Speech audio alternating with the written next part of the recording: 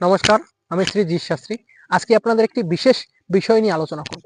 আলোচনার বিষয়বস্তুটি হচ্ছে লোন। আজকের ডেটে দেখতে পাচ্ছি আমার বিভিন্ন ভাই বোন দিদি যারা আছে সবাই বিভিন্ন রকমের যে মার্কেটে লোন চলে এসেছে, লোন নিয়ে বসে আছে, কিন্তু লোনের কিস্তি দিতে পারছে না।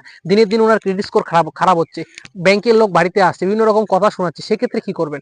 আপনার জন্মছকে যদি মঙ্গল পীড়িত থাকবে, দেখবেন আপনি ঋণ, ধার, কর্জা প্লাস লোন, বিভিন্ন রকমের লোন হতে থাকবে। দেখবেন আপনার নানা রকম সমস্যা আসবে, ব্যাংকের লোক এসে চাপ দিতে থাকবে। সেক্ষেত্রে কি করবেন? আপনার জন্মছকে যদি মঙ্গল পীড়িত থাকে, সেক্ষেত্রে আপনার লোন হতে থাকবে, লোন রিকভারি হবে না। সেক্ষেত্রে আপনি কি করবেন? প্রত্যেক মঙ্গলবার নিরামিষ খাবেন, প্লাস আরেকটা কাজ করতে পারেন, প্রত্যেক মঙ্গলবার হনুমানজিকে পূজা করবেন। হনুমানজির উদ্দেশ্যে যদি 11টা তুলসী পাতা অর্পণ করতে পারেন, খুব ভালো হবে। প্লাস হনুমানজিকে আপনি